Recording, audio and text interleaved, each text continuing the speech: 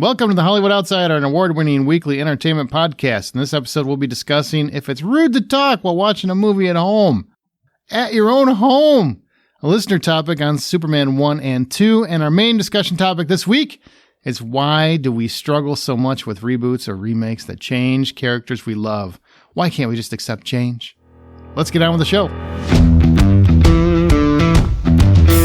My name is Aaron Peterson. Joining me today are my fellow hosts, John Davenport. Hey, buddy. How you doing today? I'm okay. Troy Heinrichs. Are these tights too big? Do I need to wear different tights? No tights? Trunks. No trunks? No trunks? Tights, trunks, doesn't matter. No trunks. It's all constricting.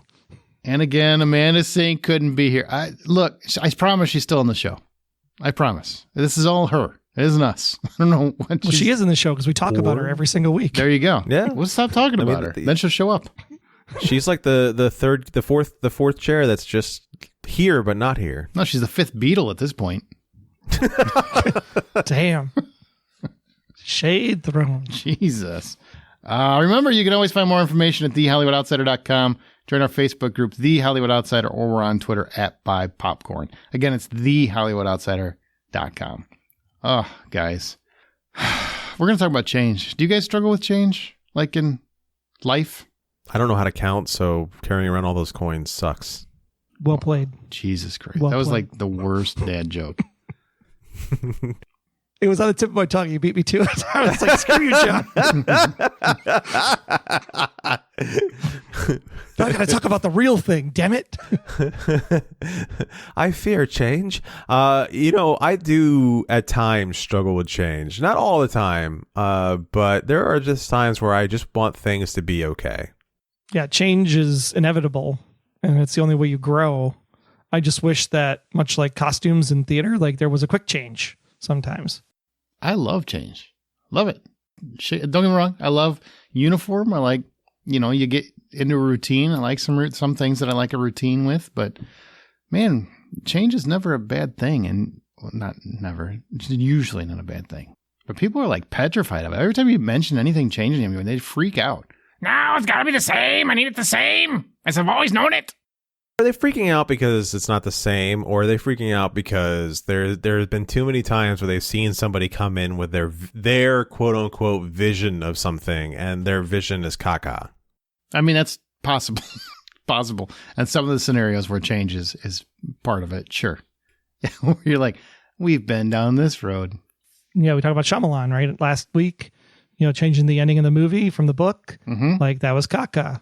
But 90% of what people are complaining about is literally complaining about their idea of somebody else's work. And you can't change it because you'll ruin their experience and their it's true love for the whatever.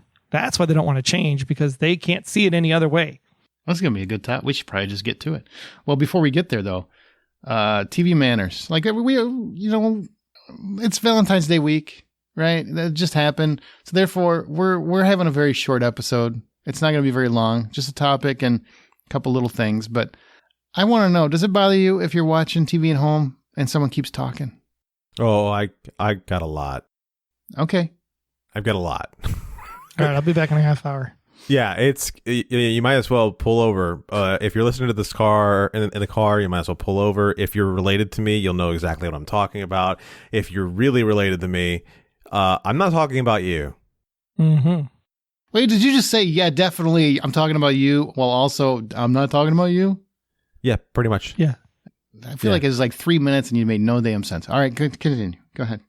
We've made these comments about how I just spent the last year and a half of my life. We haven't made shit, John. You made these comments every episode. Yes. Yeah. Okay. I think I said I. No, you said we. You said we've talked about how I've lived on the side of a mountain. Maybe it was and the I really royal just we, didn't Aaron. like it. And I was on the side of a mountain. And boy, by God, I was on the side of a mountain. Did you know I was on the side of a mountain? Maybe, my God, maybe I was on the it's side the of a royal mountain. we. Wasn't near the beach. I was said near the that. beach. I used to live by the beach, but I wasn't. I was on the side of a mountain. We don't like it when you talk over me like that. So we shall continue telling our story. You're not Amanda. You don't get that pass. So I do have come from a family of talkers over movies and or television shows or whatever it is, and it's a whole family thing. But there are people in our family who like to talk through the movie as if they're going to predict what's going to happen next. And I hate that. Most of the time they're wrong. And it makes me crazy because they're absolutely wrong. It's not even like Troy wrong, where Troy goes so far left field that you kind of want him to be right.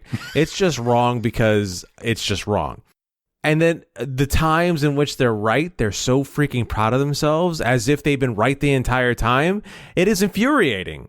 Do you mean like they're like guessing at what's going to happen? So they're constantly talking throughout trying to guess what's going to happen. Then they once in a rare occasion get it correct. Is that what you're saying? Yes, that's exactly it. That's annoying. So annoying. Can't stand it. All right, I relinquish the floor now. Here's what I can't stand. And this happens to me regularly. I'm not pointing fingers at anyone in particular. I'm just saying it happens to me regularly. I'm almost feeling attacked. No, regularly. I do not like when people talk while other people are talking. And I feel like some people in my general vicinities only talk during a movie or a TV show when other people are freaking talking.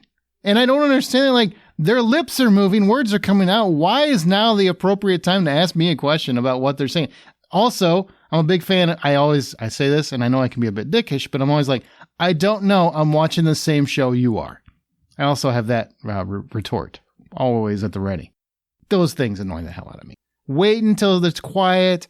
There's music swelling in the background. There's some dramatic event where people just stop. They hush tones for a little bit. But why, as soon as the conversation begins, do the questions come out in my general area? I don't understand it. And they're talking to your good ear, right? They're not talking to the bad ear where you can barely hear out of. They're talking to your good ear. That's true. Right? I actually do have a bad ear. Yeah. He does.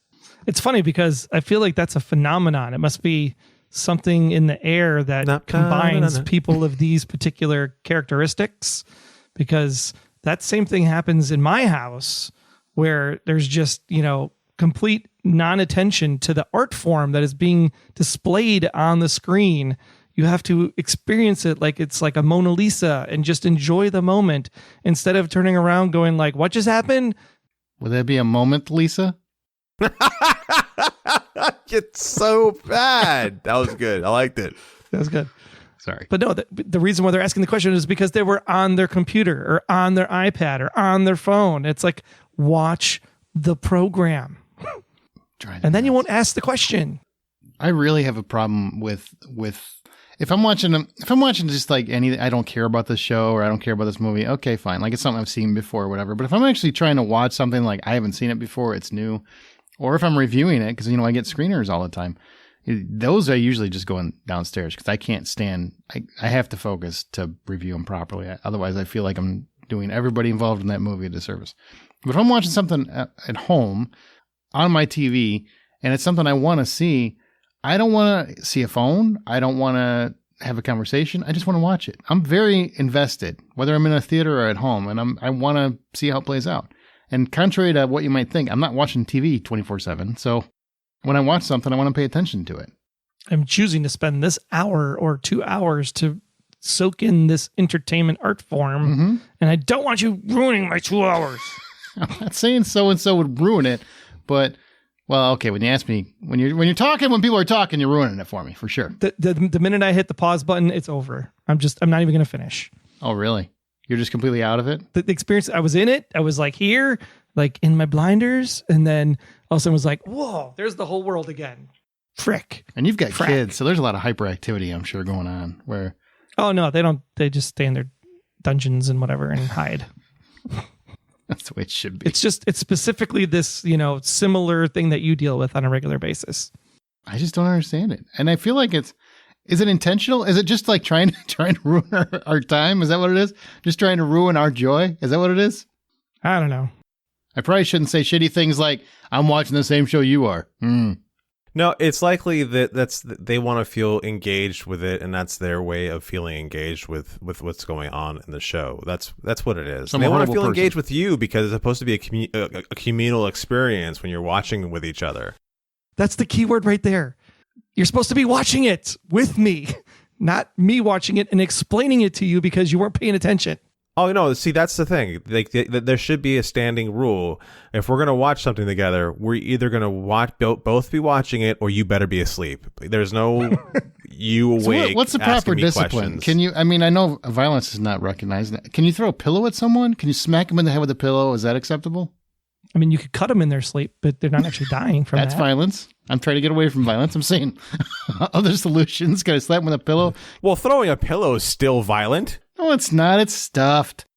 You whip something at somebody's head hard enough, it's going to hurt no matter what it's made out of. I meant just like, woo, poof.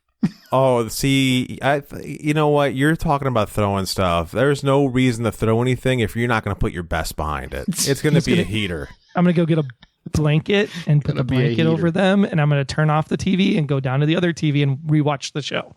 That, you know what? By myself. Turn off. That's a solution. I turn off the heat. That's what I do. So I just freeze the house until people watch things the way that I want to watch them at all times.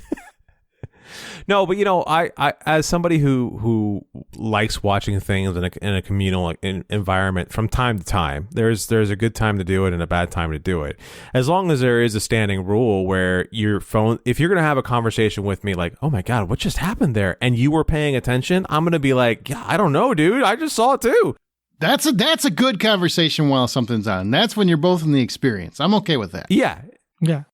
I want to make sure we put a fine point on what it is, and we're not just bitching about somebody who we share homes with, or you guys share homes with. No. It's very specifically. No, it's anybody. Like I had watch parties at my house for The Last of Us, and it's like there was a new person that decided to come one time, and it was like, no, we are all here, and then the TV turns on, and you all disappear for 45 minutes, and then you just magically reappear at the end of the 45 minutes.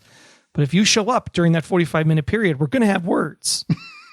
Can't you just, I don't know. I mean, isn't there an apparatus in your home in which people can walk in and like put their phones all in a safe place where they're not constantly grabbing at the phones? I don't know, maybe a fishbowl kind of thing. Nobody. I agree with you. I think that's like put them all in a basket like you do for concerts and whatnot. Yeah. Or zip baggy, whatever it is. It's more the constant tapping on the computer while you're typing while the show is on, or the moving or squeaking the chair. It's like, just sit still 40 minutes. I mean, I have to say that I'm a little bit guilty, especially, as we're working on the half-hour power hour. I'm guilty of being on my computer while I'm watching the half-hour power hour, but it's because I'm writing my script as we're going. So as my viewing partner has to put up with me going click click click click click click click click click click as something comes up, and I want to make notes of it as we're watching the show. But again, I'm engaged in the show, and that's the whole reason why I'm doing that. I don't want to give anyone a hard time for being on their computer or being on their phone. However, unless it's an apparatus for you to further be engaged with whatever it is you're watching, put it away. Like the reading the review, researching the actors. Yeah, researching the actors. I can get behind all of those things where you're like, wow, where do I know this guy from? Oh, did you know he's also in Game of Thrones and he got slaughtered with somebody else's like hand or something? Yeah, I'm all for that. Or my favorite is before we start this, let me just see how it ends. What? You're fired. You're absolutely fired. So I know that if it's worth my time to sit here, and it's like, go away. Do you know someone that says that? Is that a true thing? I definitely know someone that says that. They would not be invited to my house because I ain't chance anybody ruining anything for me. Nope.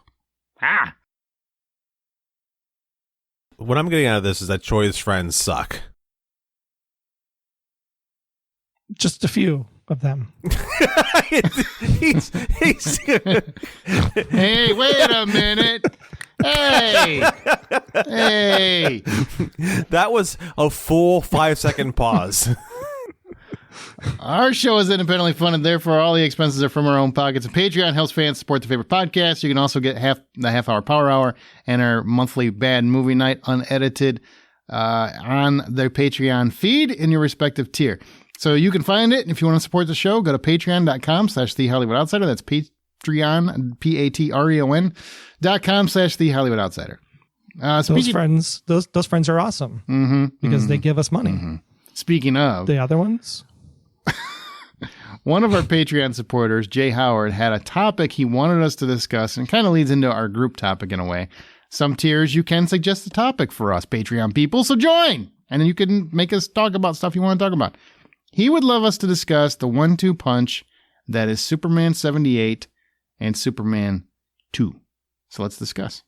Is it called Superman 78 now? Is that they had to change the title because people didn't understand it was called Superman? It's pretty much what they've done is we have to refer to it as Superman 78 now. Can we go back to where we said I don't like change? It was just Superman. I refer to it as the idiotic one where he flies around the globe around to make the planet backwards. Yeah, yes, that's the dumb ending. It's not the flux capacitor. It's Superman that makes time travel possible. So what is there to discuss? I mean, Christopher Reeve, probably one of the best performances of superhero of all time. I would say top 5, especially probably. Those 2 movies. Yeah, and those 2. Yeah, we're not including 3 in Quest for Peace. We're not including 3. 4's even worse. Come on now. Nope. And to this day, the only actor I think to do a very good Superman and also a very good Clark Kent and make them separate characters. He's the only one I think that's done that. That is very accurate. I don't think anyone. I think the way Cavill did it was because he wanted to make it different from Reeves and different from I can't even remember Brendan Roth's name. As far as other Supermans who did it on screen, like those 2 did it too similarly. So I think Cavill did it in a way that was different, but he did it so well. You understand when you see Superman and Clark Kent standing next to each other, you know they're the same person. However, they don't look anything like the same person. They are 2 completely different characters. Like, from his performance, they are 2 different characters. And even George Reeves, right, in the old serials? He never brought that to life either. So it's Christopher Reeve. He's the only guy that's ever done it. I still want to see Tom Welling and Michael Rosenbaum do an actual movie now that they're older and see if they would actually be really good at it. Because I thoroughly enjoyed Smallville for all 10 years. I did too. Michael Rosenbaum was a great Lex Luthor. Great. Lex Luthor. He's probably one of the best Lex Luthors, honestly. And Tom did great as Clark. Like I would have loved to have seen him finally like put the cape and tights and trunks and pants and... I don't know about all that. But if you've seen him lately, it's not going to happen anytime soon. It's going to have to be quite the workout regimen. So 78 and Superman 2, that's what he wants to talk about. What do you guys think about these movies? I think the first one is great. Superman 2. If you didn't know, here's a fun fact. They shot a lot of Superman 1 and 2 together, and Richard Donner did not get along with the producers, if I remember right. So they brought in Richard Lester to co-produce.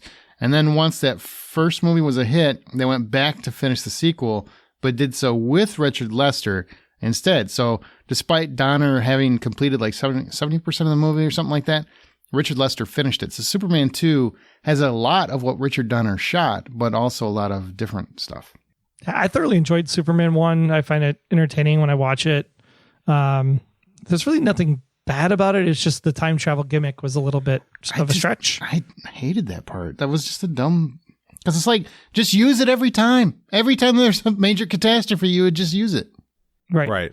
That was the worst bit of it because that's where it sort of really tests your ability to suspend your disbelief on it. And I couldn't do it. You guys couldn't do it. A lot of people probably couldn't do it with that one. I remember watching this one every single chance I got because I loved it so much. I remember Miss Tessmacher was probably my first crush, I think. Aw. Well, with you, I probably shouldn't say that. It's probably like, ew. You probably got pervy. What? No, I was not pervy that early. Gene Hackman was such a great Lex Luthor. Such a great Lex Luthor. I think the challenge with Superman 78 is that because of the time travel issue, it takes away the stakes, right? It's basically saying Superman can do everything and anything versus having to make a choice, right? Save one or save the other. And I think that maybe at the time it was necessary because like we're talking about Cold War, threat of nuclear, like Superman's going to make everything better and make us feel safe. You know, I think that's probably why they made the choice to go the way they did with the reset so he can save both things. But at the end of the day, I mean, I don't think it teaches anybody anything that's really superhero-ish, right? Superheroes leaders have to make tough calls and live with those choices. Well, I think that movie, especially the first one, did a really, my opinion, a wonderful job of presenting why Superman is the way he is and who he really is. I mean, what he stands for, and how his moral center is dictated because of the fact that he was raised by wonderful parents who loved him and gave him a good moral center. And that's why he is the way he is. And he believes very much in doing the right thing at all times. That came across, I think, fantastically in that movie. It's a wonderful movie up until the end. It's just the end where I struggle with it. I love that movie until that. When he rescues Lois and the helicopter scene, that whole scene, that's a fantastic scene that I think is just wonderful. When he takes Lois for her first flight, I mean, it's just one of the most magical scenes in film. The score, John Williams' score is just absolutely fantastic. That theme, why that theme was not present in any of the Zack Snyder movies is a crime against cinema, as far as I'm concerned. Agreed. Maybe they retired it, like they retired football player numbers. Well, how do you retire it? It's like, do you retire the Jaws theme? I mean, if you make a Jaws movie, it's got to have that theme, right? Even if you made one today, it has to have that theme. But you heard that theme and you didn't think Superman. You heard that theme and you thought Christopher Reeve Superman. No, I think Superman. No, you think Superman. That is. It's hard to walk around and hear that song and be like, oh, that's Superman's song. It's nobody else's song whatsoever. You cannot make it anybody else's song. When they've used it in other movies to show that somebody has jokingly changed their position on something, it's because it hits the point so well that they've just changed their position on something, and it does everything right. That song right there. But I get what Trey's saying. I think you were trying to say they were trying to separate it and didn't want to bring back, well, you're always going to be comparing Cavill's Superman to Christopher Reeve because it's not a fair comparison. They're different characters, right? Yeah, which is also why when people like Man of Steel, because, he has to make a choice, right? Keep the city in one piece or destroy the hell out of the place. And that's why Batman gets all pissed off and fights him in Dawn of Justice, right? So, I mean, it's a completely different take that Snyder does from what Donner did in the first movie. What'd you guys think of Superman 2, where you got Terrence Stamp and as Zod, which I think is way better as Zod than Michael Shannon ever wanted to be. I think Terrence Stamp was great. Yeah. For sure. Terrence Stamp was amazing. He was just menacing and in control, and everything about Terrence Stamp was great in that. And I think 2 is, I don't want to say it's better than 1. 2's got more action rather than just kind of setting up who Superman is and just doing some real miraculous feats. There's actually like heart to it and trying to like come to grips with who he is and why he is. But that's also the most boring part of the movie when he's like walking to the palace and then he sits in the diner and it's like, oh my God, can we just have Superman come back and beat the crap out of people? Right. Yeah. That's a good point. But you need that journey, but you need that journey story in a second movie. Right. You need that journey because he needs to be reminded of why the world needs him. Because at some point he gets to a point where he's like, hey, I want my life and my life is important. But then you have a clown car full of Kryptonians show up and it's like, okay, no, I need to be here because I need to be the light versus all this darkness. I loved Ursa. Was that her name? Zod's? Oof, yeah. The second one. Ursa. She was great. We know John liked her. I liked her character. She was just like a really cool, badass character. She was just great. Oh, yeah. She was amazing. I thought everything about her was great. She's just the way that she messed with people. She was just so scary. I liked it so much. Did you guys, either one of you ever see the Donner cut of Superman 2? No. Yeah. Well, what it does is it uses a lot of that footage. And unfortunately, some of it doesn't have great effects because it's whatever was filmed but that wasn't used. But there's a lot of changes. In Lester's Superman 2 cut, he has Superman hurling yet another bomb into space when Supes did it already in Superman 1. So that, in the Donner cut, the bomb that he threw into outer space in the first movie is actually what ruptured the Phantom Zone. The Phantom Zone, yeah. And there's other subtle changes. And Gene Hackman wouldn't do any reshoots without Donner. So there's more of him in Donner's version, which I think is kind of funny. Oh, wow. There's a lot of that because actually Marlon Brando was supposed to be in Superman 2. He actually filmed scenes. So those scenes you actually see in the Superman 2 Donner cut. But he refused to let them go for the theatrical cut because he wanted to get paid because he was supposed to get 12%. I think it's 11 or 12% of the box office. And Warner Bros. Didn't want to pay him that for the second movie. And so he refused to okay his scene, so they changed it to Superman's mom.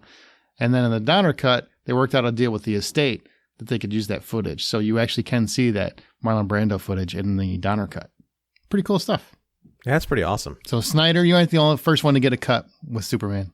And also in Donner's version, Superman also flies around the planet again to rewind Lois' memory. True story.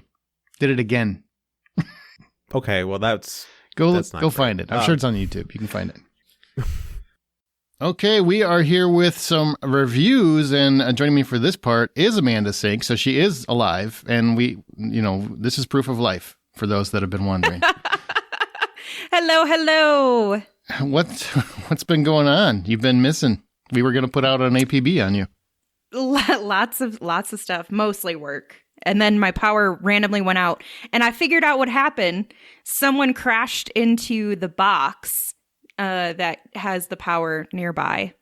Coincidentally, right before we recorded, it feels like it's set up. Literally, it was 5:00 on the dot. Mind you, we were supposed to record at 5:15 Mountain Time, my time, and it was 5:00 on the dot, and all the power just like shut off. Everything shut off. I heard the electricity sizzle out of my house. And I was like, you've got to be kidding me. Aaron's going to literally murder me. But thankfully, I survived. Everybody that's listening, you go ahead and you decide if you want to buy that story or not.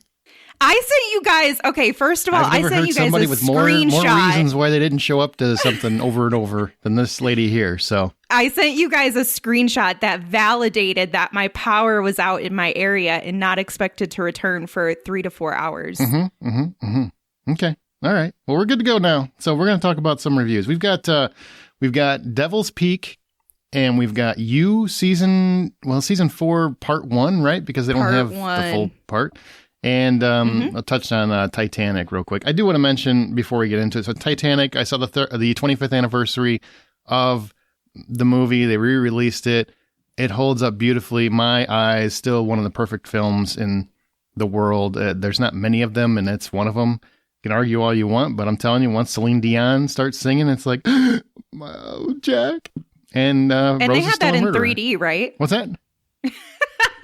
They had that in 3D, right? It was in 3D. That's the only part that I just don't care about. It just... that's what turned me off to it, because I'm like, I'm not big on 3D. I know one of our, a friend of the show, Kyle Nolan, noreruns.net, I believe is his website. Yeah, it's his website. He always does a lot of really cool giveaways. But he won't watch it if there's not 3D. And I'm the opposite. I'm like, I don't think I'll watch it if there is only 3D. Well, he'll watch it. Turn you off? He just prefers 3D. Like if there's a 3D showing, he will always go to 3D. Yeah. He loves the three-dimensional. And hey, some films work like that. Like the new Ant-Man feels like the kind of movie you'd want to see in 3D. There's so much going on. But Titanic, it wasn't shot that way. It wasn't made that way. There are a couple scenes where, okay, it works pretty well. Like when the guy falls off the boat and he bings. I mean, that's a pretty good 3D shot. But outside of that, it wasn't meant for 3D, and it doesn't carry over. The boob scene, did you feel like they were really in your face? Oh, they were popping. Yeah, they were there. That part, I was definitely paying attention at that part. I'm like, oh, yeah.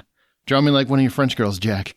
And you saw this with your wife, right? Which is why it's probably sentimental to you. I mean, it's sentimental, but I love the movie, whether she's there or not.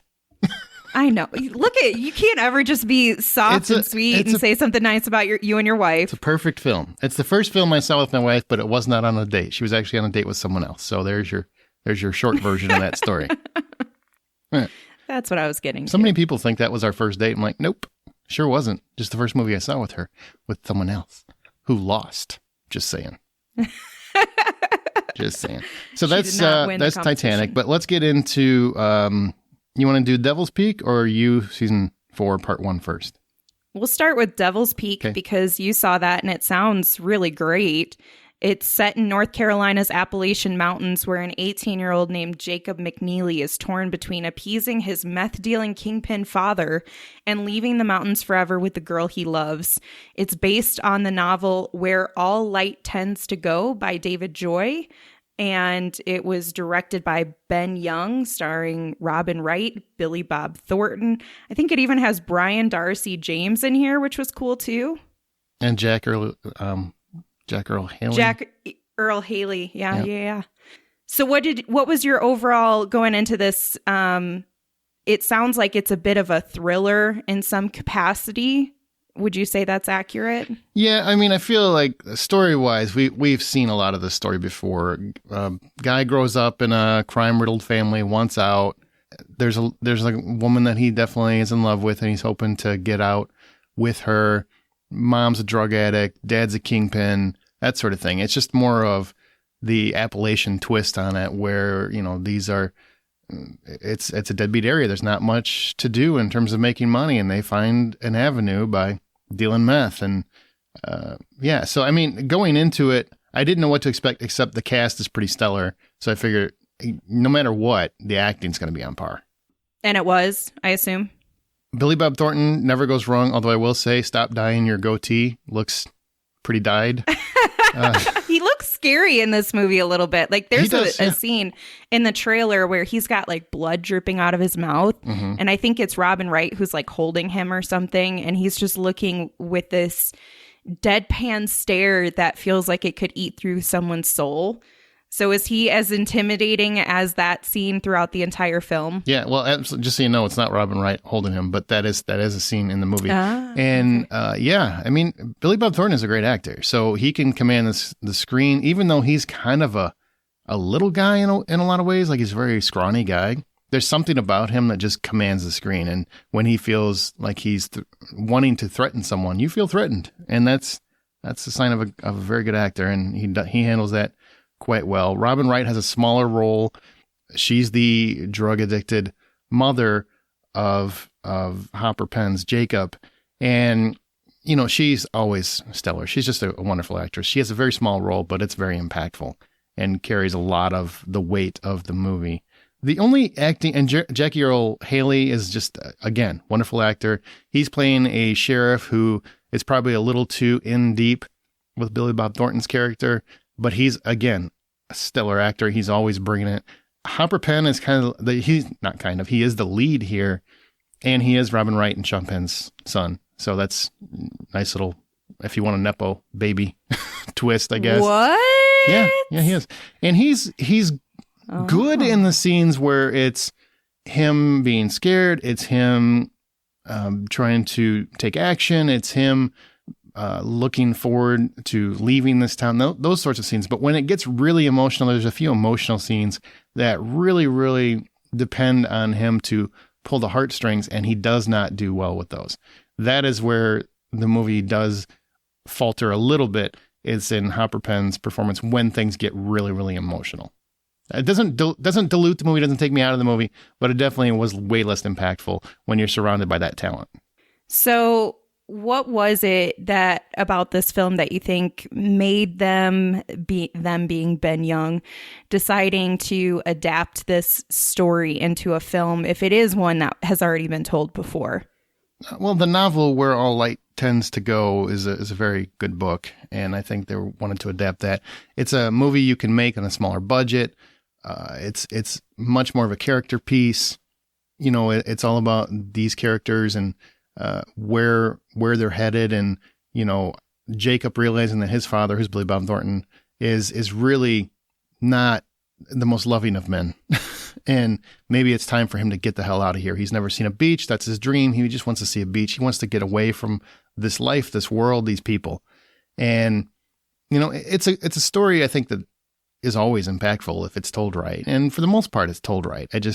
Like I said, Hopper Penn is not great. He's just good enough. Does this film leave you at any point with any, you mentioned emotional, but I don't know that that's in a positive, if there's like humor or really sweet moments, or is this the type of film where it's just dark and dour throughout the entire thing because of the type of content they're trying to talk about? If there's jokes, I didn't hear any. So The only jokes that were being told were me, yelling at Billy Bob Thornton, like, "Stop dyeing that goatee, man! Stop it! It's so black. It's like Nick Cage with his hair. It's like nobody believes that your hair is that black anymore." Be kinder to yourself, Billy Bob, is what we're saying. Yeah, I've seen him with regular gray hair and stuff, and it actually suits his face. Like that. Yeah, he looks great like that. Just go with that, man. Yeah. So if the full price of admission were $10, what are you giving Devil's Peak? I give it $6. It's definitely worth a watch. I feel if it would have had a stronger lead in Hopper Penn, and it's nothing. He wasn't bad. I'm telling you, it's just those emotional scenes really would have elevated the film quite a bit. Also, you saw season 4, part 1, where we've got Joe back. Well, actually, now he's John, right? Because he's on the run. He's abroad. He's in London. He was looking for Marianne and Marianne. And he finds himself in a different scenario this year. It's not so much him stalking another woman, although there is some of that, but it's really someone is stalking him for the first time. And there's a bit of a whodunit going on. So, Amanda, what do you think about you? And are they dragging you out a little longer than it should? Or is it still something that's must-see TV? I think had they not changed the direction for this season, we all probably would have been like, after Love, we're done. Love was a lot. Love was draining. Love was incredibly dramatic. Love was crazy. Exhausting. And so that entire third season, exhausting is a word I would for sure use. So since we kind of had that moment and we got out of it, we escaped Love, getting into this story where he's being stalked, where Joe is being stalked. Does anyone ever really escape Love? You know what I'm saying? Fair enough. Do you really ever? No, probably not. It's always hunting you down. But yeah. So I really like that there's part him still trying to stalk someone. So he's still trying to find Marianne. He's still trying to, he has a one true love, if you will, which is always so fleeting with Joe. It changes on a whim. But I love the aspect and the notion that someone is hunting him down. And so he has to kind of like, what is that? LeBlanc from Knives Out. Oh, Benoit Blanc? Benoit Blanc. That's his name. He had to like Benoit Blanc himself to try to figure out who's after me. Why are they after me? And so this kind of like mystery tale that we're now focused on through Joe's eyes, aka John's eyes, I think lends itself to being able to continue the story. But I do hope that at some point we kind of see this come to a close, whether it's the end of season 4, part 2, or it's a final season 5. I'm not sure. But I like this season so far. I think it gives us enough difference between the prior. And Penn Badgley, once again, crushing it as Joe/John. Oh my God, always. You know what? Here's the one thing I'm going to say about this season. And this is maybe a whole completely different topic that we could have for like our From the Outside In topic. But Penn Badgley actually reported that he requested that there be no sex scenes because now he's a married man and he wants to kind of honor that, and fidelity is important to him and all of these things. I saw that. I think it's kind of weird in his profession, but okay. That's his right. It is weird in his profession. Isn't that the thing? Like, okay, so let's take just maybe 30 seconds to talk about that. That's part of your job. And while I'm not saying that it's necessary that we have some of the fully fledged sex scenes that existed in the show, for you to wait until season 4 to complain about it and make like a big deal about it, and then see the alteration, the trajectory change for the story, I just feel like that's weird because you're changing the character at that point too. You know, we only know of the character what we see on screen.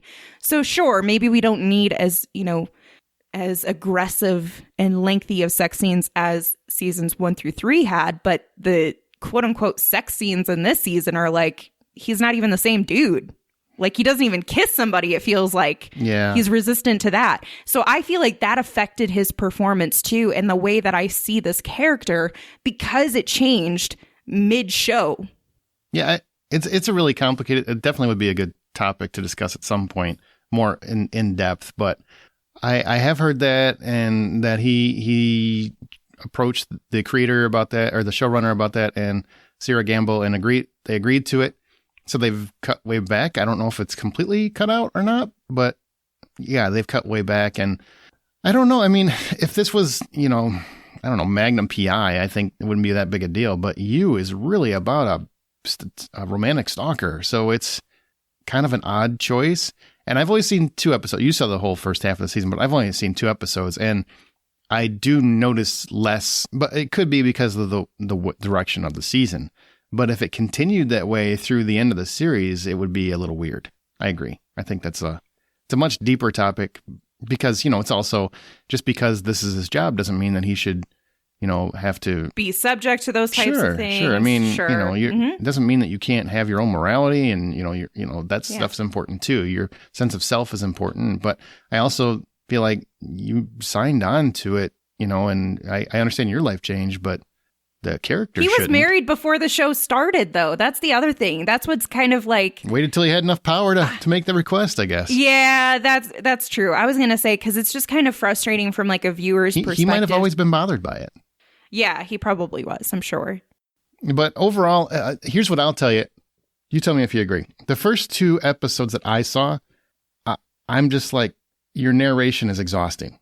It's getting to the point where it's almost like he's talking the entire episodes. And, because if you've never seen Joe Goldberg, he's a stalker. So you're living through his head. So he basically narrates the entire show or a lot of it. But it feels like to me that it's all narration this time. And it's almost excessive. Now, maybe it's just in my head. Maybe you don't feel that way, but that's how I felt. I'll say that it doesn't bother me as much as I think it bothers you. But I have noticed that there seems to be an increase in his thought process versus maybe more dialogue on screen that we're used to. I think there's so much in the season that has shifted in so many ways that it almost feels like an entirely different show. I understand we're kind of growing and expanding from the original stories, and that development is honestly probably good, because otherwise it would just be Joe stalking a new lover every season, and maybe that would get boring. Maybe it wouldn't. I don't know, because so far I've enjoyed all of the seasons up to this point. But I do notice that there's more of him and having an internal dialogue more so than the percentage of time we have him interacting and having dialogue with other people. Right. Okay, well, this first half of the season, they broke it into 2 parts. So what do you give, if $10 full price admission, what do you give this first half of You, season 4? I'm going to give it $6.50. I don't dislike it. 6 is a very good number. That means you're above average, right? 5 out of 10 would be right in the middle. So it's still well above average, but I don't think it's as strong as its prior seasons thus far. And that may be because I'm still adjusting to the change in the direction, even though I like it. It is an adjustment. So what about you from what you've seen so far? I've only seen 2 episodes, so I don't think that's fair, but probably around 6.5. I mean, I'm still enjoying it, but the narration was getting a little exhausting. Sure. But we'll see. But the second half does come out March 9th, so it's coming very soon. So you can definitely look for that. How do you like that splitting of the seasons? I was just going to talk to you about that. I'm glad you brought it up, because I was thinking about it. And one of the biggest complaints people have with Netflix is that there isn't enough publicity and there's not enough water cooler conversation, quote unquote, if you will. Mm-hmm. And I feel like this gives them the opportunity to really ramp things up, because what you'll see when you conclude the first part, if you watch it right now and don't wait until the second part, is that we're left on a bit of a cliffhanger. We get some information that shakes us a little bit and we're like, hold on. And then you're like, I gotta wait. So I think that that's good, because it's going to create the momentum that Netflix needs with some of these larger shows that they've been doing recently. They've done it with Stranger Things, with Ozark. They've done it with this show, obviously, now. And I think that that's good for Netflix. Mm-hmm. I think people are just going to have to, I think we'll see it split opinion on it from audiences, because people are so used to being able to binge on Netflix particularly, right? Yeah. Well, I mean, you still are, though. I mean, it's just giving them more, rather than releasing weekly, which is really what gets people conversing about anything. It doesn't really happen when you binge it. Yeah, Last of Us. I mean, it just builds every single week. you would do the same thing, but unfortunately, well, not unfortunately, I mean, the show's had success, obviously, but it only lasts for like a week or two. So they're just trying to extend that life. And I get that. They got to change the model up if they're going to keep people invested and keep people coming back. Plus, you don't want them to just subscribe for 1 month, then cancel, and then come back in 2 years when the new season comes out. So interesting. I think they're going to start doing this a lot more. A lot more. I think so too, especially with their more profitable selections. Yep. Wednesday's going to come out on Tuesday and Friday. That's how it's going to work. That'd be funny. You know what? They would probably do really, really well with that show if they released it on Wednesdays every week. That'd be really smart marketing too. Maybe. But people will freak out because they don't want to see Netflix going week to week, even though I'm good with it, because the only shows I'm really watching anymore are shows that are week to week. I don't binge much anymore. It's just, I got things going on, man. I didn't mention Devil's Peak, exclusively in theaters February 17th, comes to on demand February 24th. So you know what dates that's available if you want to see it. Awesome. All right, Amanda. Well, thanks for showing up. Yeah, you're welcome. I'm here to do what I can for 20 minutes. You sure are. All right. Well, thank you. Now let's get to our From the Outside In topic. We're going to talk about change. And Amanda got to avoid all this conversation, which got a little too honest. And apparently I'm sitting there talking about real honest opinions while these other idiots are only talking about, well, Transformers should only be voiced by Peter. You'll hear it. It's just remember, I went deep. I go deep. Because you follow the format. And because I open myself up to the people like an idiot. Maybe I'm the idiot. There's the smarter ones. They're like, I ain't getting canceled. All right, let's get to our From the Outside In topic.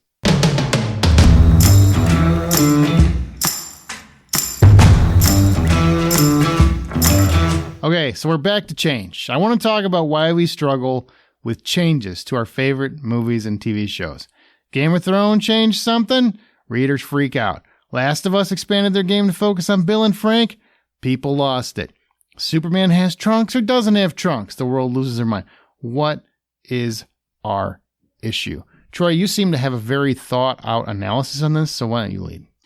Yeah, my biggest thing with this is that people, that they come from a point of view of, I enjoyed the first iteration of this, and therefore nothing is ever going to change the way I felt about that.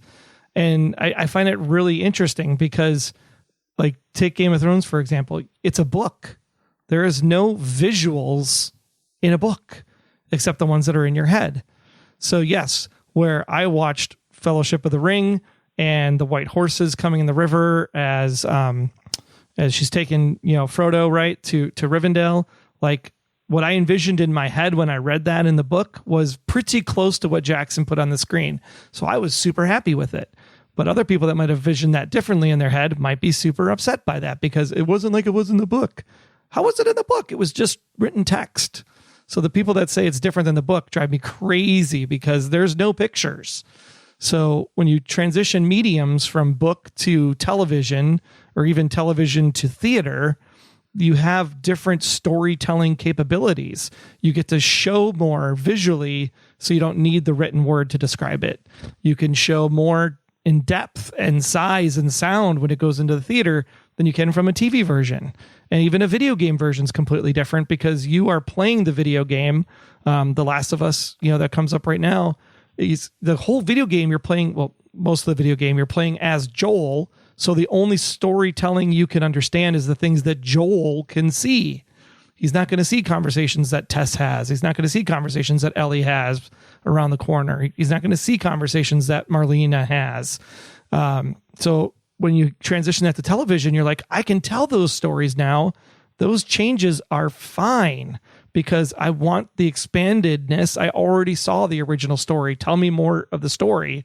Just make sure you hit the points along the way. This week's episode of Last of Us is a perfect example. In the game, it takes place in Pittsburgh. This week, it takes place in Kansas City in the TV show. Am I mad about that? No, because the points that they showed are still the points from the game. It still got from A to B to C. It just was in Kansas City instead of Pittsburgh. So you have to understand the medium that you're being shown and understand that you have to make changes. Like everybody said, original Dune was terrible because they couldn't make at the time the ships to look like they are in the book, and they can't make the world look like it was in the book. Now, granted, Dune, the new movie, is the most probably closest to the book. It's boring as sin, but at least aesthetically it looks good, right? So that's what happens sometimes, is like if you get too close to the source material, it doesn't become entertaining in that medium.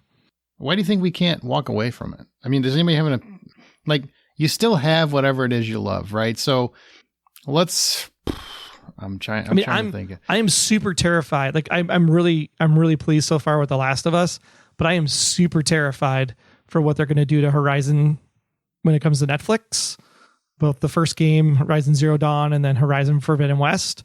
Like those two games are so interesting story-wise that you could go 1,000 different directions, and it can go so bad really quick, and it can go so awesomely as well. So yeah, I am terrified of what it's going to do.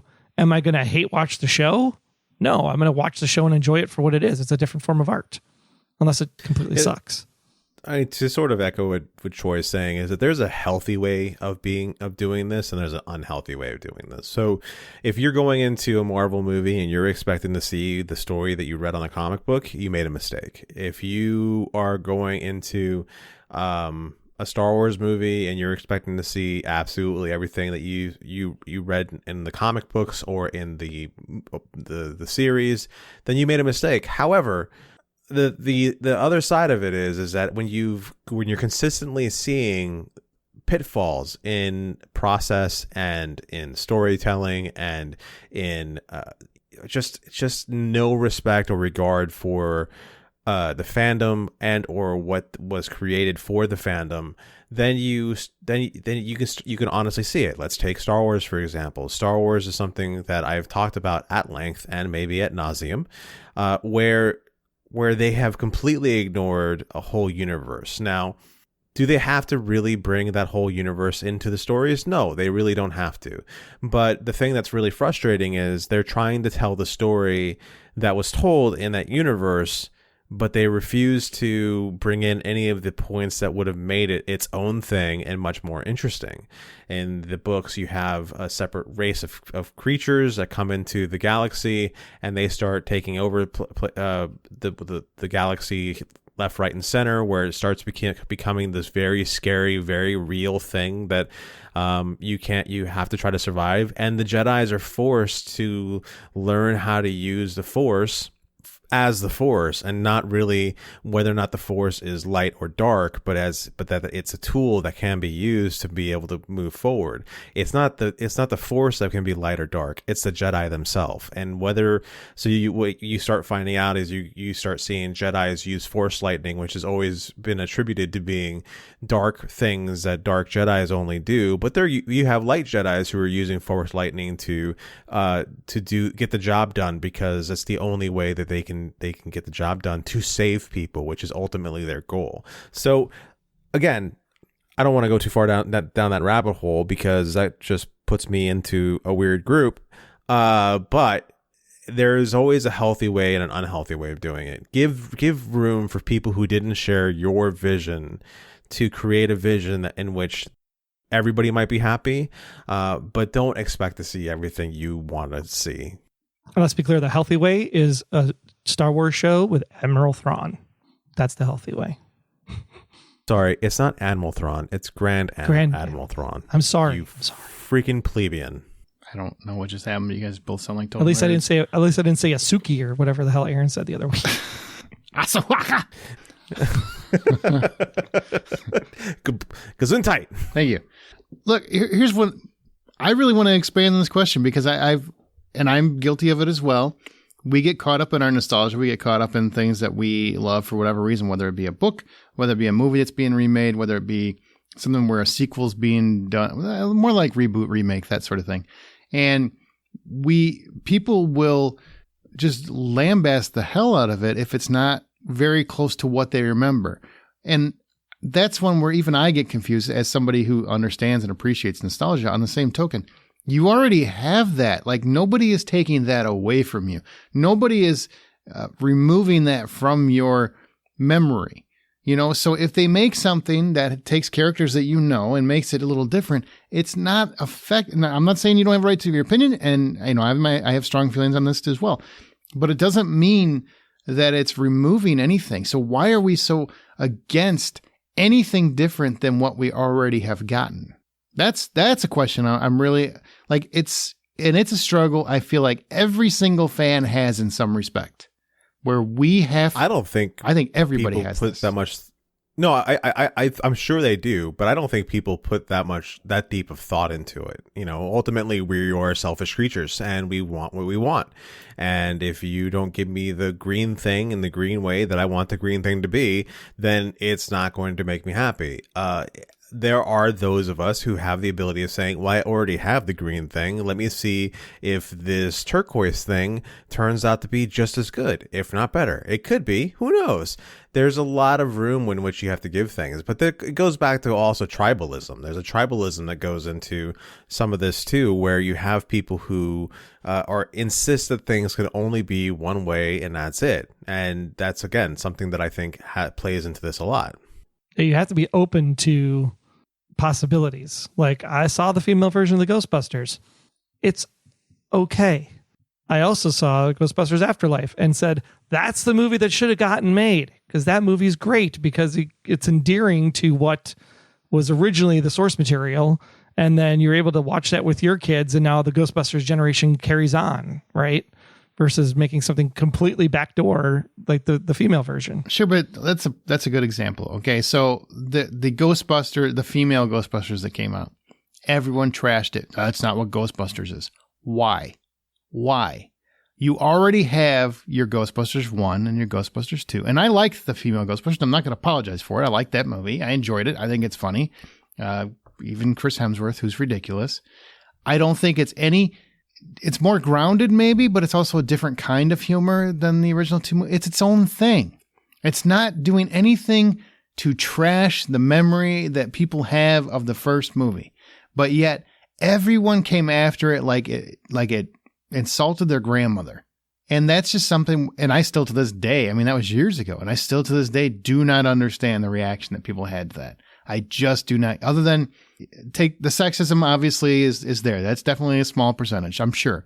But I talked to a lot of people, and I feel like a lot of people felt like it wasn't their Ghostbusters, and nobody could really articulate why that is, other than it's not Bill Murray and Dan Aykroyd, and I guess they just wanted those guys back. They wanted a continuation of that world. But why? That's the kind of change I'm talking about. Like, people just would not accept it. They had to have what they already knew. They already knew. I think it has more to do with that, with it not being Bill Murray and Dan Aykroyd and Harold Ramis in their roles, than it did the fact that they were female. And I know some people will cling to that, and I know some people, that's why they didn't like it. But I also think it's more about that, about them not being the original Ghostbusters, than it was anything else. It's versions change. There's no tie to the other movies. It felt like it was like, but it wasn't trying to be. It was trying to be its own thing. Like, why does it need to tie to the other movies? It's Ghostbusters. It's a reimagining of the property. That's what I'm saying. Why couldn't? And you have the same problem. We all have this problem with something, right? We all do. I'm not trying to pick on you or anyone else. We all have this problem, and I just don't know, why do we get so stuck on it? Like, it's just a different thing. Why we don't have to go see it? Is it because we love it so much? We want it done the way we want it done? Well, the other component in which I think you're missing is that this probably has happened and did happen way before the internet. The only difference is the internet at this point has given everyone a platform in which they can jump on. I get that. I'm not saying, I understand that. Yeah, and so I'm just saying that it is just so much more obvious now than it's ever been, and you.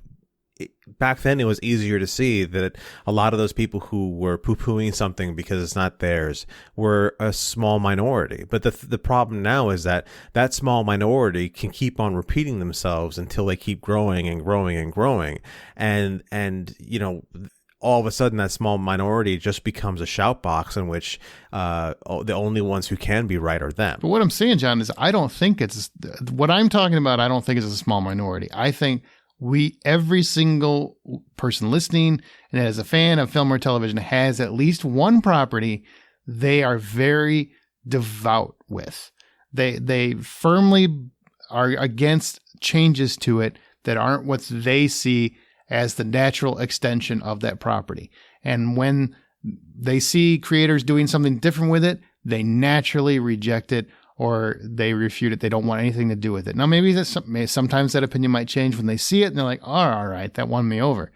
But most of the time, I mean, we've seen it time and time and time again. Ben Affleck got cast as Batman and the internet broke, and that was a lot of people that felt that way. There was a lot of people that felt that way. So it happens all the time because we have this Heath Ledger is Joker. Heath Ledger's Joker. There's all kinds of scenarios that you could point to where this kind of thing has happened. And it's just, we get it in our head and we just can't change because we want something else. And I just don't know why can we not? We all claim, it's funny you bring up the internet. The internet claims to be the most open-minded people in the world. They aren't, because they're the first one to shut things down when they don't like it, right? That is not open-minded. Open-minded is open to anything and willing to listen and then make an informed opinion. But we all have shut things down that we thought it's against what I believe. I have very hard, fast beliefs on certain characters for certain reasons, and they are my reasons, but I have them, and everybody I know has them, whether they want to admit it or not. Mine has been Star Wars, which the thing is about Star Wars is that I can say is that I at least gave the movies a chance to disappoint me regularly over and over again without fail. Mm-hmm. And then it's Godzilla. So Godzilla 1998 or 1999, that movie, I gave it a chance because when I originally saw the new design that the US came up with Godzilla, I was like, that looks not great. But I still went to the movie and I still sat down and I still tried to enjoy myself until it became Jurassic Park. And it's a combination of tribalism to now also the ease of access to these shout boxes of, hey, all these people have the same exact opinion I do, and none of them have seen it either, and I'm just going to go here and enjoy sitting in this sinkhole of garbage versus saying, all right, Ghostbusters, it's got an all-female cast. Why don't we just see what they're going to do? And they create something that's great, has its own story, has its own beats to it, and it doesn't feel like the same movie. It has some of the same things that the original movie has, but it does a very strong job of doing its own thing. I mean, like Lord of the Rings is that way.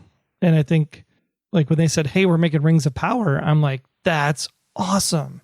It's continuing the story I know in the same universe with the same people, and it's going to bridge the tie. I think that's great. You come in and say, I'm going to make Lord of the Rings, but the hobbits are now giants. And I go, WTF, that's stupid. Yeah. Right. Well, see, the thing about the Lord of the Rings, the first movies, okay, so you look at the Lord of the Rings and you go, okay, this is clearly created by somebody who has love and appreciation for the source material. And there are changes here, and we're okay with those changes here. Then you look at The Hobbit. We're still against Tom Bombadil not being in the movie, for the record. Okay. For the record. Missing the point. Now, then we go to The Hobbit, which they say...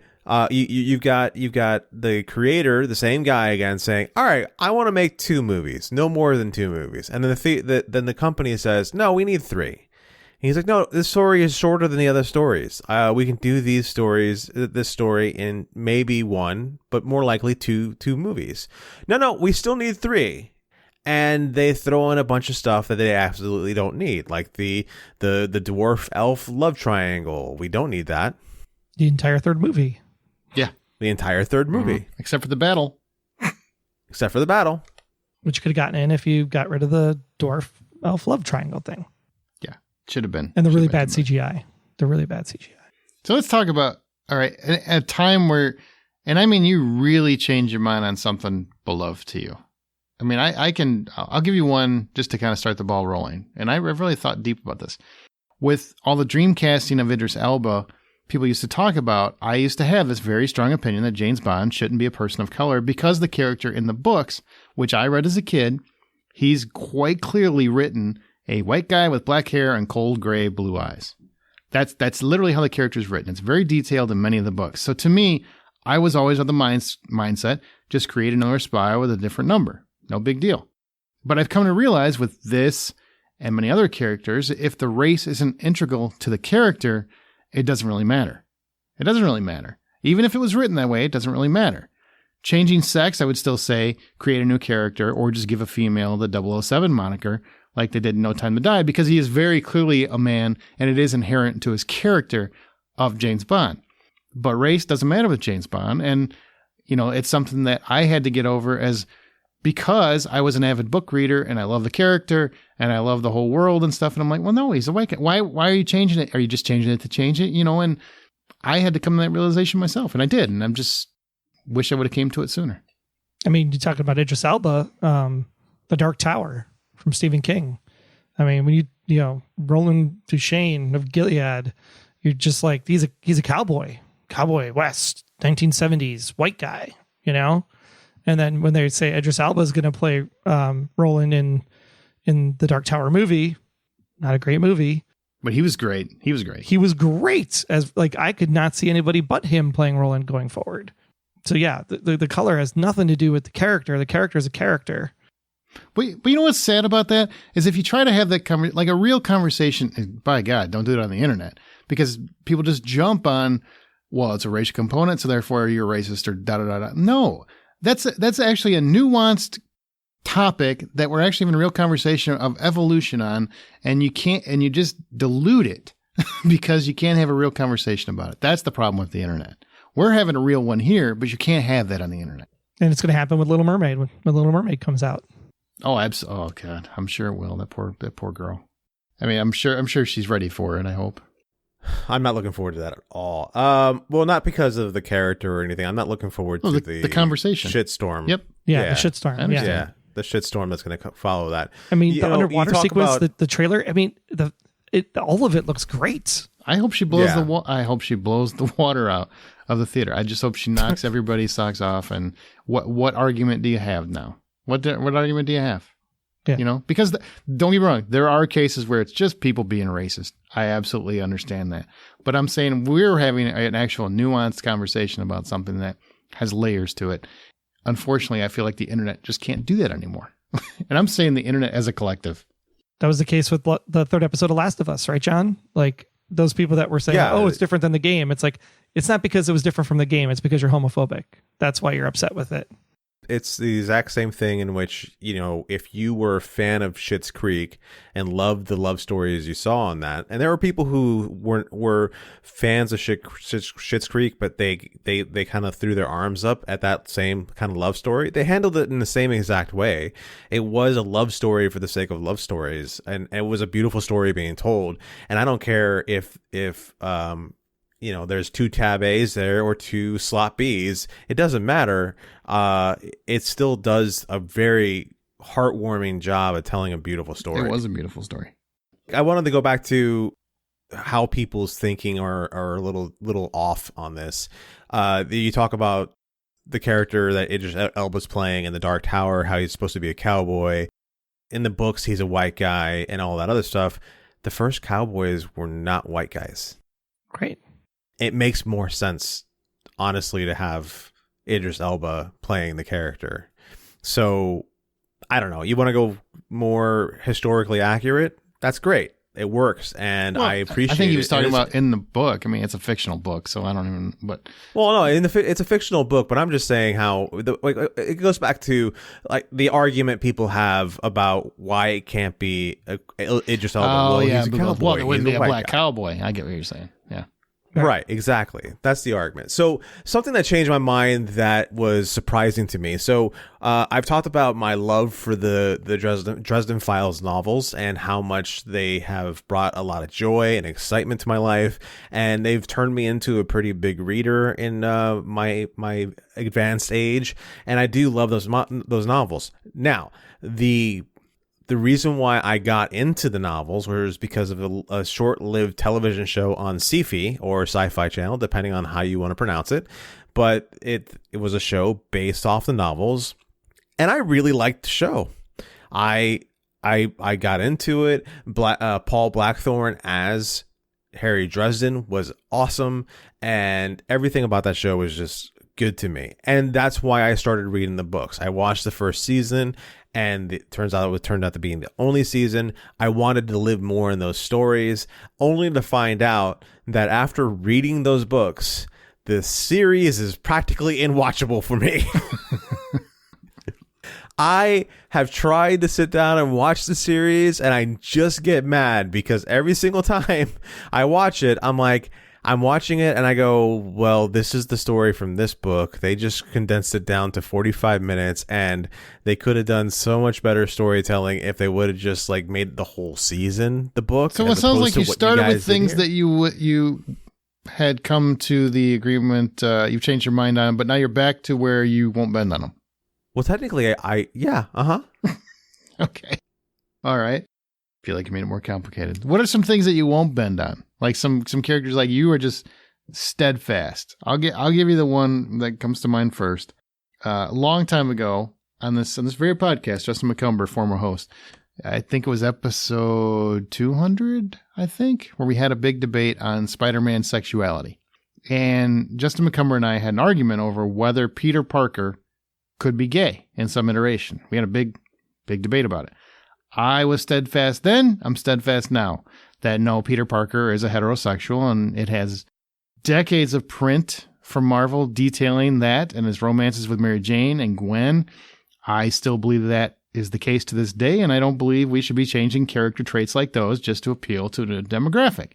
In my mind, when you start significantly defining character traits, because a lot of those relationships do define Peter Parker and his character and his evolution, and his romances with those women are very important to that evolving character, you are no longer honoring the character you say you love. So if you're going to do that, why not create a new character if that's what you're trying to do? That doesn't mean that there cannot nor should not be a gay Spider-Man or woman, whatever. I'm just saying not Peter Parker, because there are decades of stories that contradict that. What do you guys think? Go ahead. You can shoot me down if you want, Internet. Like Optimus Prime? Careful. Optimus Prime has to sound like Optimus Prime. If Optimus Prime sounds any other way other than Optimus Prime, he has to be Peter Cullen. Yeah. Yeah, it has to be Peter Cullen doing the voice. I really like the dichotomy of this conversation at the moment, because Aaron comes in and he's all like, Peter Parker does not take. And you're all like, well, as long as the big robot sounds like the big robot, I'm okay. I love this. And I'm on your side. Peter Parker needs to be Peter Cullen. It can't be anybody else. What? I'm with you. Peter Parker needs to be Peter Cullen. What? Cullen. I'm sorry. Spider-Man you're right. just became like Optimus Prime needs to be out. Optimus Prime needs to be Avengers Peter Cullen. assemble. Nobody else can do that. I think that's one of the reasons why we're seeing Optimus Primal in the next movie coming up, because God only knows we're going to lose Peter Cullen any day now.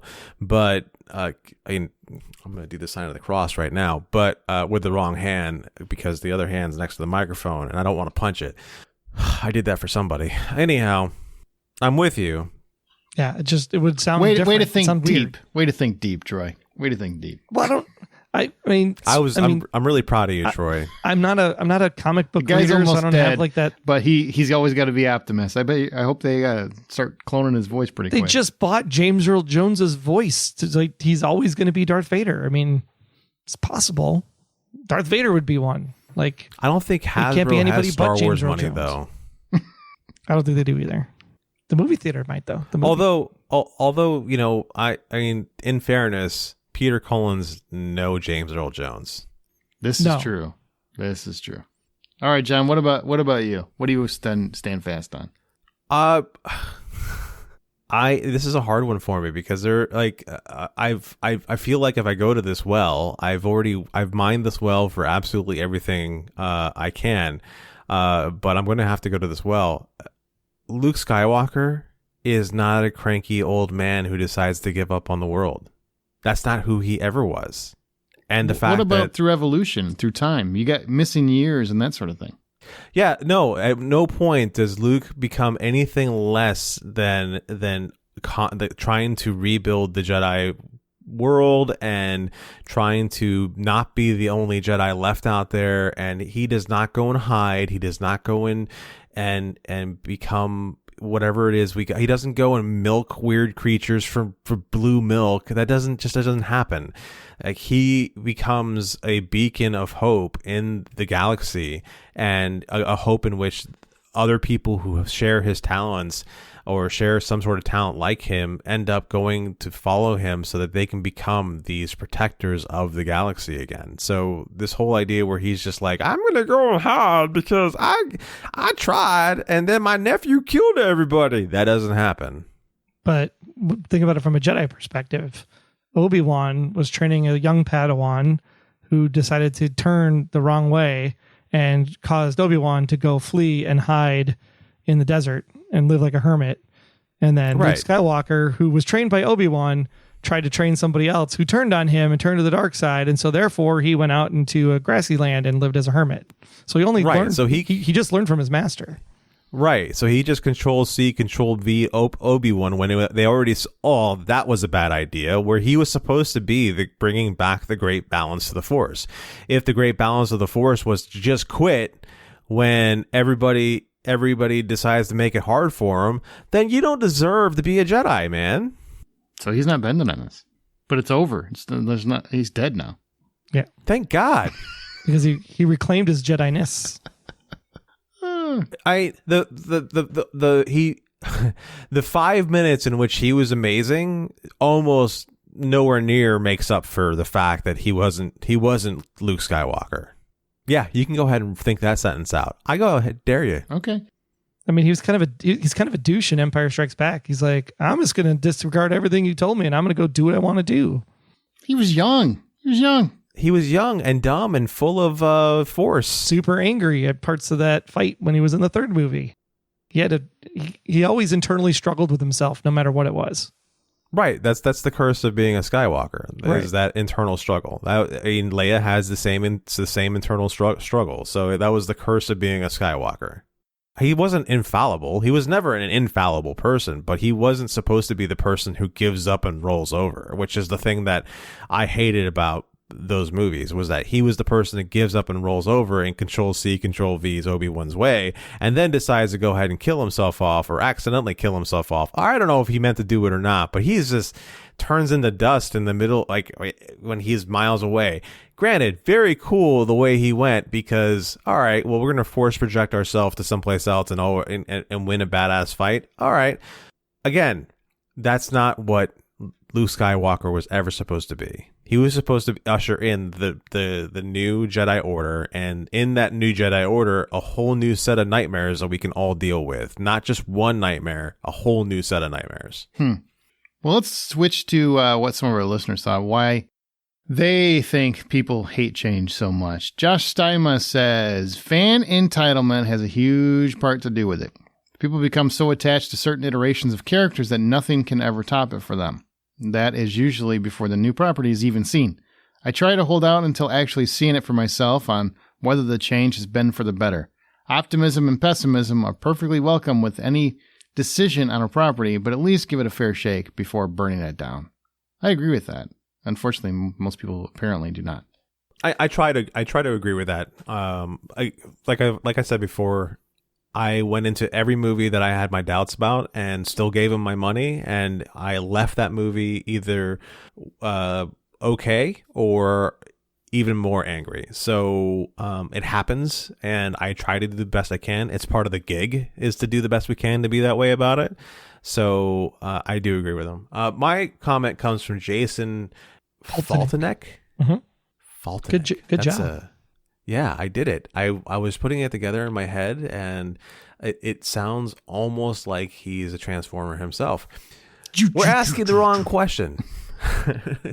The real question is, why are we rebooting so many things, many of which are already beloved?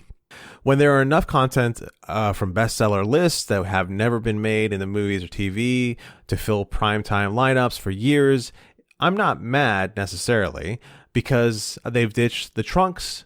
I'm mad because the Battle of the Planets movie. Oh, I'm mad because I want the Battle of the Planets movie. I want that movie too, or a movie based off half a dozen books and characters that I love. He's absolutely right.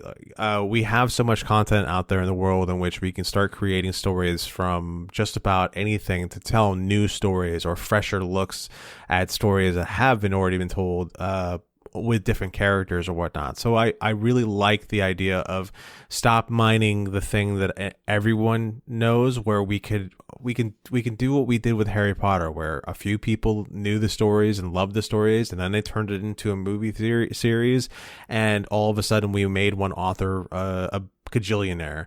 You can do this exact same thing to somebody else's life by taking their work, throwing it into the limelight, and creating a whole new fresh world that way. 2 points. One, Amazon, do the Dark Tower. hang on. Amazon, 2 do points. the Dark Tower. 2 points. They are doing the Dark. Mike Flanagan's part of it. Wow. So 2 points. One, Supposedly. the idea that we're remaking, rebooting, that's all we're doing, that's just not true. There's tons of original movies and TV shows out there, a lot of original movies, and people don't go see them because they are watching things that they know. That's my point number 2. Why are we doing it? Because of name recognition.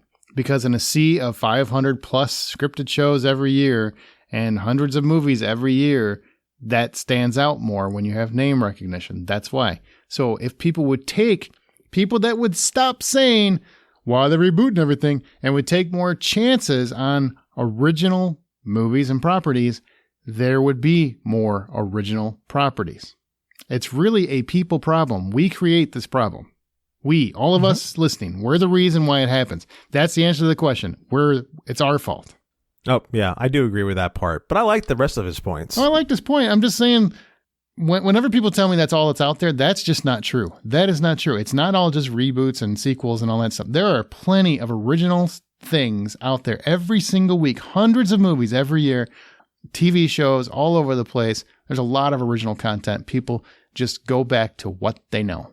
I think it's because my time is precious and I don't want to take a chance on a flyer and be disappointed or get it canceled or be the OA. Don't. Troy, you have anything from a listener? Yes. Carlos Martinez said, I used to listen to this terrible podcast where the host remade everything. Supposedly right. Anyway, they asked a very good question. Anyone looking to alter, update, reboot, remake a property should, but typically don't ask themselves that being, should we do this? Just because they can doesn't mean they should. It's one thing to do this with a little-known IP like Battlestar Galactica. Ron Moore improved that universe drastically. Trying the same with an IP that's basically a household name is quite another feat. Look at the mess that is Star Wars. Star Wars. I like that. That's a fun play. So as long as the changer makes logical sense and it fits the lore, canon, and characters, I don't care. That's kind of my stance. Like if you're expanding on the existing lore, it's fine. Rings of Power, fine. The new Emperor President Snow movie for the Hunger Games, fine. Like those are stories in the universe. Let's tell them. It's interesting. But just stop mining nostalgia. Like don't remake Goonies. Yeah, there's no reason to remake Goonies. Do the Goonies movie that we came up with on Remake This Movie Right, where they're older and it's their kids that are doing the thing. People would watch it. Aren't they making that one now? No, I don't know. It's all nothing confirmed on what they're doing. It's done. That's why I'm not giving into the Dark Tower until I actually see a trailer. Fair enough. And the podcast he's talking about is Remake This Movie Right, and there's still 60 episodes out there in your podcast feeds if you want to check it out. It was a good show. And they're fabulous. Fabulous. Good, fun show to do. All right, well, share your thoughts on this episode or anything else in our Facebook group or on Twitter @BuyPopcorn. Our website is thehollywoodoutsiders.com. You can find John's artwork on Insta and Twitter @RJohnDraws. Amanda, if you can find her, she's on @SinkIntoThis. Troy is @Troy Heinrichs, and I am @Aaron Smirks. And Troy and I both do the Blacklist Expose, which is coming back very, very soon. And I'm also on Presenting Hitchcock. Now final season. Final season of Blacklist is coming out. Thank God. Thank you, God. Thank you. Now in line with the topic this week, take a beloved property or character of yours and tell us how you would change that property or character to reach a completely demographic. I don't know why I went this way. and I didn't take it as big of a property as I probably should have, but I thought this was going to be great. Let's take the show Doomsday Preppers, right? And instead of making it a show about people who are getting ready for a doomsday situation, let's do it like Hoarders, where we're dealing with people with some sort of mental illness and how we are working through that mental illness. I've never seen Doomsday Preppers. I don't even know what that is. It's a show in which people are creating bomb shelters and okay. All right. Interesting. Isn't it just hoarders but underground? Technically. Because they're hoarding toilet paper. All right, Troy, what do you got? That's interesting. I picked Survivor, longest running game show, almost close to The Price is Right. But they used to, like, in the early days, went to like different locations. Now they're just in Fiji all the time. So I want a version where they have to survive on the streets of a city. How do they survive? How do they survive the concrete jungle? Right? And then the challenges are like scavenger hunts for a much needed item or tool in order for them to actually survive on the streets. Here we are. We just dropped these 10 white people. These 10 white people from an affluent neighborhood in the middle of Skid Row with nothing but the clothes on their back and the one item they brought. The clothes on their back. Well, they'd be dead. I'd watch it, though. I would watch it. Bye-bye. See ya. They live down in the subway tunnels with all the people down there. Apparently this whole topic I thought way deeper than either one of you ever did. But I would remake Indiana Jones as either an African, an Asian, or a Hispanic man, because Indiana Jones is my favorite character, and the reason being that we've already got the Harrison Ford versions. That's not going anywhere. So he kind of like traversed through history as a white man. I want to see the numerous aspects of history through other cultures and historical items they might have worshipped, things like that. And I would love to see that brought to life through an archaeologist based on that historical record. Then that way I never lose the films that I've loved over the course of my life, but I'm exposed to different cultures and different history. And I think that's important. And it also would be a lot of fun. I mean, obviously you could also do Short Round, because Short Round lends himself obviously to a spinoff with Ke Huy Quan back in the limelight. I think it's a perfect time to do something like that. But you could also just do Indiana Jones that way. That's one of the few things I'm appreciating about watching the Disney show National Treasure. Because she's Hispanic? She's Mexican. Not only do they deal with a lot of the different issues that she has to deal with as a Hispanic person in the United States, but they also deal with a lot of the imagery and iconography and treasures of people who were native to the U.S. prior to it being in the U.S. So it's very cool in that respect. I'm not saying it's a great show. I'm just saying that makes it very cool. Yeah, that's a good aspect to it. I mean, and that's a way to teach kids history and get them interested to explore history of other cultures. Yeah, definitely. That's one of the things that I've always liked about National Treasure in general, is because people, and actually, guess what, guys? We have a constitution. What? Yeah. What? Nick Cage stole it. Go read up. It's an important document.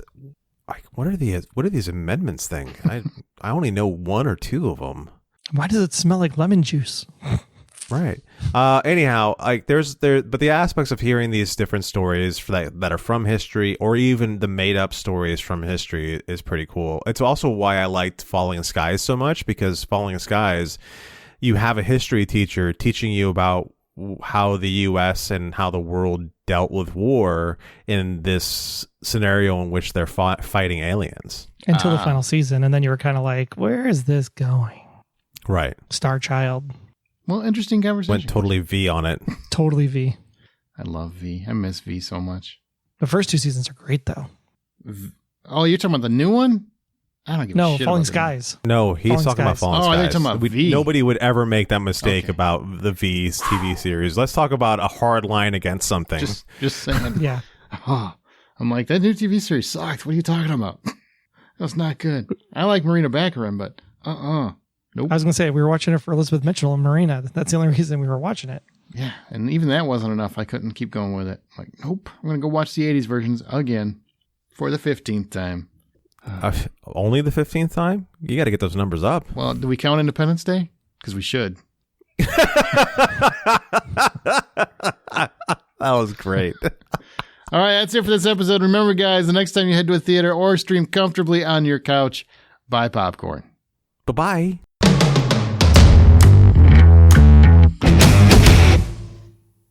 Wonder what Mark Singer's doing now. I don't know, looking grizzled as all hell. I think Home Depot gives him a break. Wow.